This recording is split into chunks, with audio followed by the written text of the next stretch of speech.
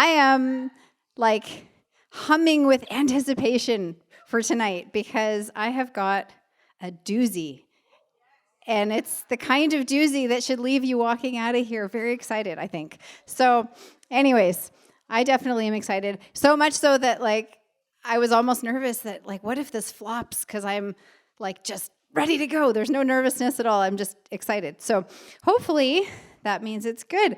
So the Lord spoke very quickly and very clearly to me last night about what we're going to talk about. And he just said one word. He said, talk about peace. And I thought, I don't think I've ever heard a sermon on peace. Has anybody heard a sermon? I'm just out of curiosity. Has anybody heard a sermon on peace? Jamie. Okay, we got one. All right, I've heard lots of other fruits of the Spirit, sermons, but I've never heard one on peace. So anyway, it's a shame because when I learned about peace, I was like, we should all be talking about this. We really should. Anyway, okay, let's just dive in. So let's get John 14 up there. Okay. We're not going to read it just yet. No, we are going to read it. We're going to jump in, and then I'm going to undercut it and surprise you with how it all fits together. Okay, ready? Do you not believe that I am in the Father, and the Father is in me? The words that I say to you, I do not speak on my own initiative, but the Father, abiding in me, does his works. Believe me that I am in the Father, and the Father is in me. Otherwise, believe because of the works themselves. All right, let's go to 16. Good. I will ask the Father, and he will give you another helper, that he may be with you forever. That is the Spirit of truth, whom the world cannot receive, because it does not see him or know him. But you know him, because he abides with you and will be in you. I will not leave you as orphans. I will come to you. After a little while, the world will no longer see me, but you will see me because I live. You will live also.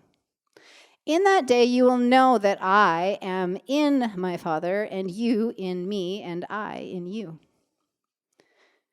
And he who has my commandments and keeps them is the one who loves me, and he who loves me will be loved by my Father, and I will love him and will disclose myself to him.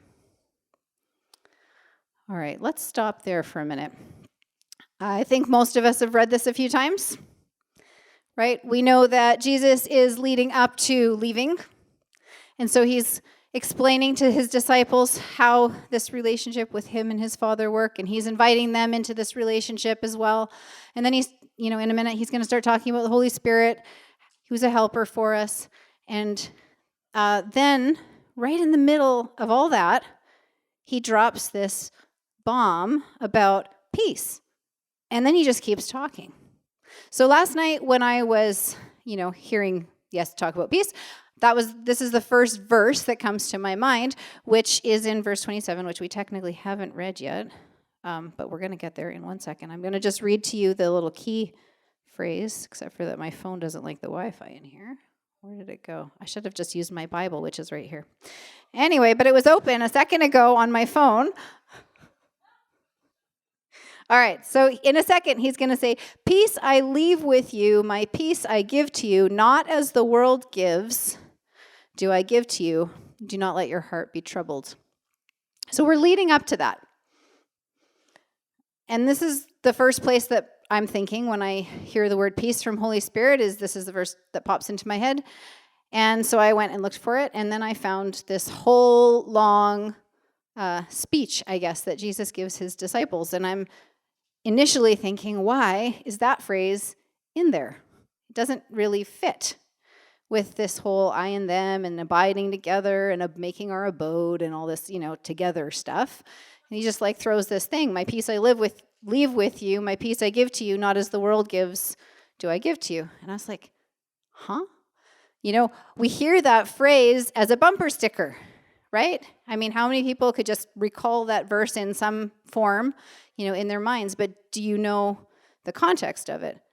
Because we don't really hear it in its context most of the time. We might, somebody might say it to you, maybe, or it just kind of sticks out. But anyway, let's go on because I want to put all of that together.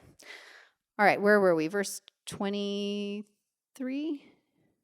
Okay, I said that already. So let's go on, to 25. Perfect. Okay, these things I have spoken to you while abiding with you.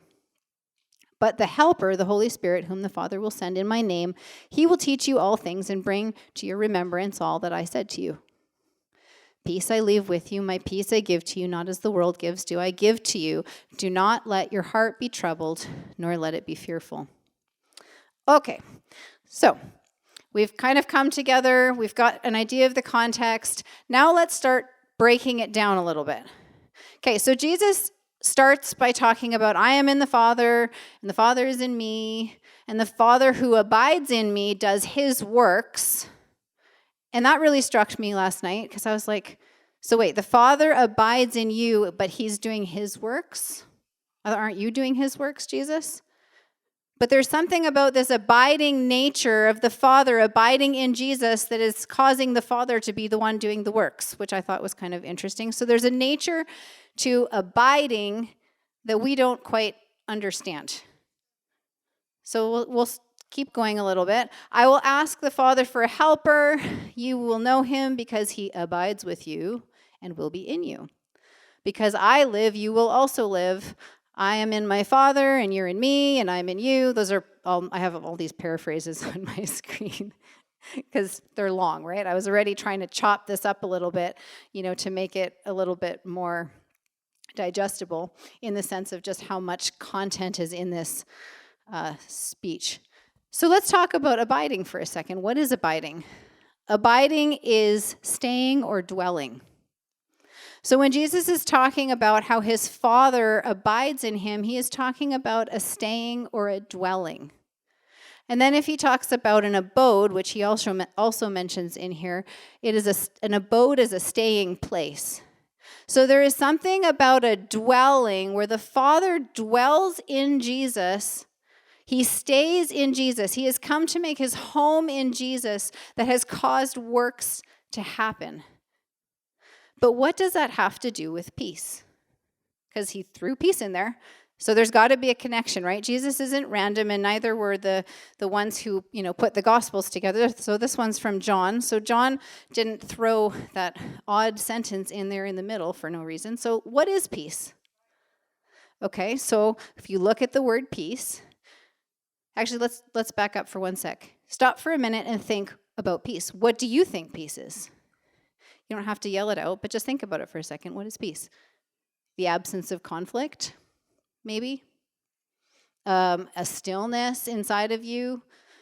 Maybe, there's a storm, that kind of thing, right? Is it, if not at me, if that's kind of about how you would define peace. Okay, good. Me too. But the word peace here actually means to join. To join, to set at oneness, and to tie together into a whole, which then produces fruit. So let me just read that to you again. Okay, so the word peace means to join, to set at oneness, and to tie together into a whole. And when that oneness happens, security, safety, and rest are the fruit of that oneness. So when Jesus is talking about his relationship with his Father, how he abides in him, I in him and me, and you and me, and we in him, he's actually describing for us what it looks like to be at oneness. And that oneness is peace.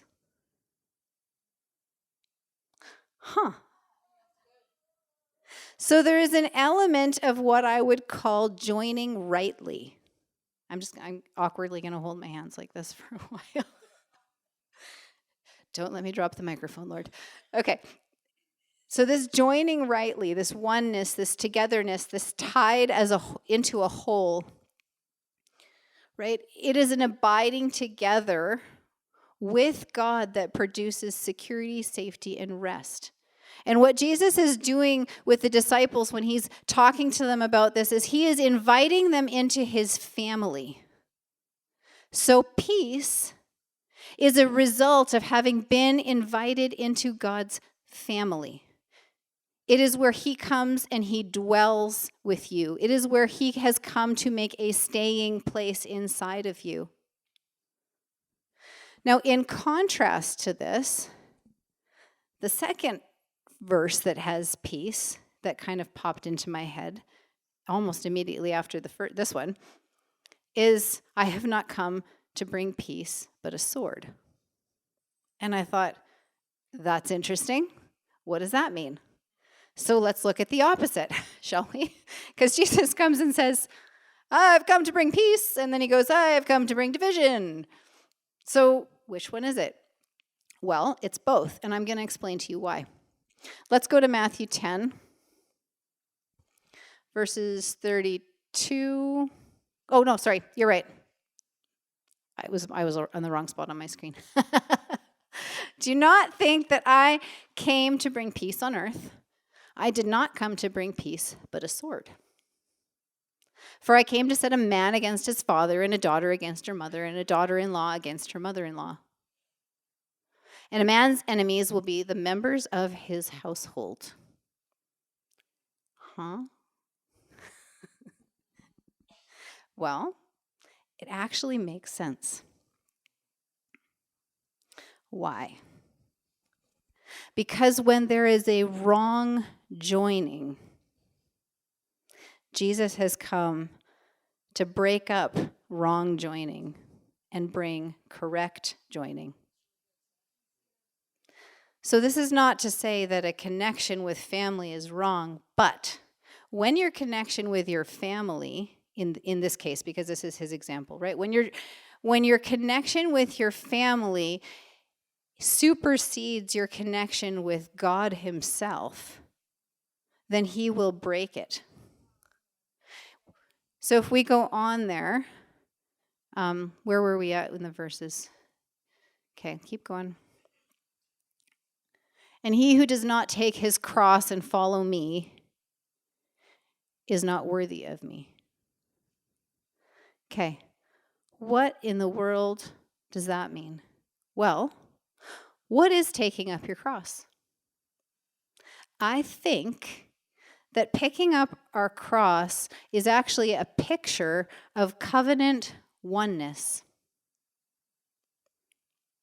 Because if he picked up his cross for us, and he's telling us that we actually can't be with him unless we pick up our cross, there is something in that image of the cross, of carrying your cross with him, that is a picture of the covenant that you have made with him, that you are one with him.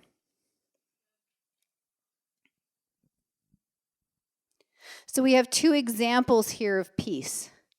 We have the example that he has invited us into, which is to become one with him. And the result of that oneness will be a lack of anxiousness. It will be a perfect rest. It is security that is, there leaves no room for anything else. It is a place where there is perfect rest. And yet, so many of us haven't found that because we haven't entered into the covenant of his family yet. We've actually made a covenant with many other things here on earth.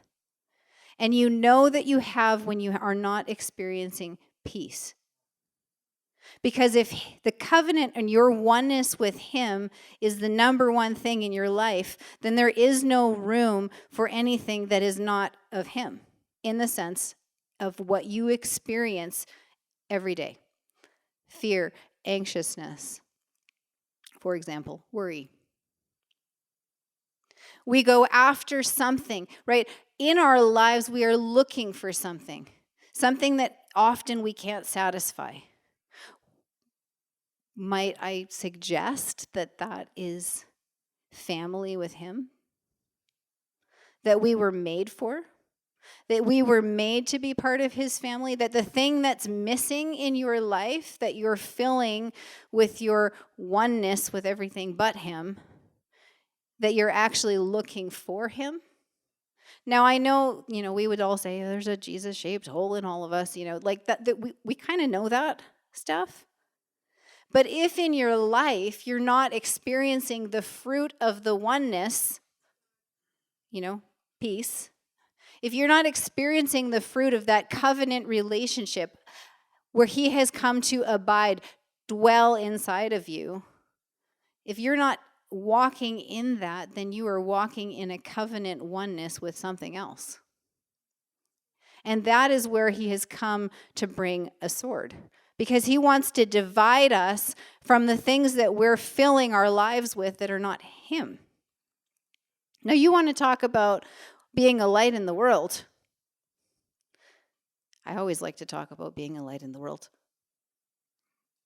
But what better than to be at perfect peace? What better than to be in perfect rest? What better than to rest in the arms of total security? What better than to be completely safe? I don't think there's a person in the room who has experienced that yet here on earth apart from him. And yet we crave it.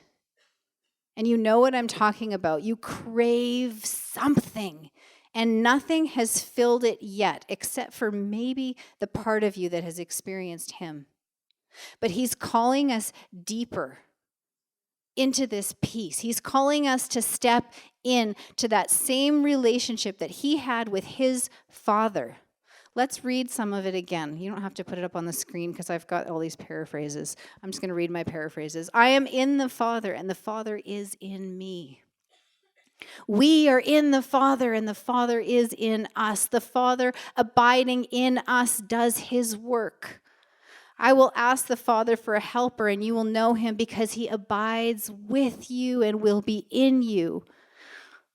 Because I live, you will also live. I am in my Father, and you are in me, and I am in you.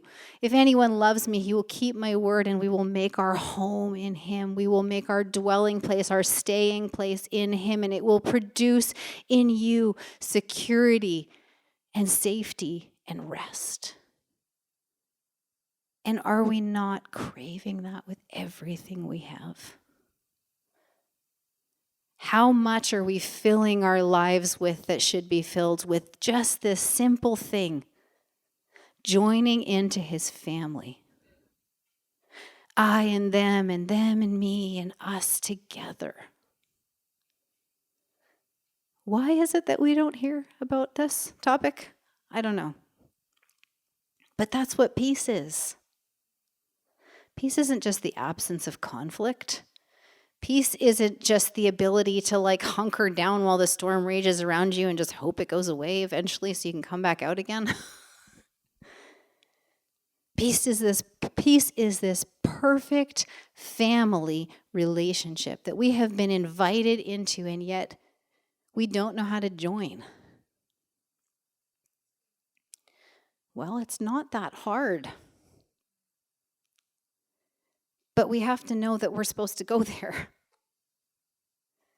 That everything else falls into place when we step in to the relationship that Jesus had with his Father. And he even says in this little section that I'm going to give you a helper for this. We have the Holy Spirit who has come to, what does he do inside of us? Dwell. He came to dwell inside of us. If he came to dwell inside of us, then we are already in. We just have to make sure that our abiding is in him and not in everything else. So that when the storms come and we actually recognize our need for it, we step into that. How many times did we see Jesus do exactly that? when things were hard around him, when his disciples were betraying him, when the crowds didn't understand him, there's, story after story after story. What does he do? He goes to be with his Father. And we can do exactly the same. All we have to do is just step in. And we'll find peace. We will find oneness in his family. We will be joined rightly with him. I feel like I'm kind of saying the same thing over and over again. But peace isn't a feeling. Peace is a covenant family relationship. And today, he wants you to come in. He wants you to step in to the family that you have been longing for all your life. He wants to invite you into the I and you and me, and we and them. He wants to come and do his work in you and through you. He wants to make his staying place with you. Thanks for watching the Father's House Orville YouTube channel, but don't stop there. We'd love you to subscribe to our channel so that you never miss a live service or a video. Help us spread the message of Jesus by sharing this video with your friends. You can also support the Father's House financially by clicking the Give button. Thanks again for watching today, and we hope to see you again soon.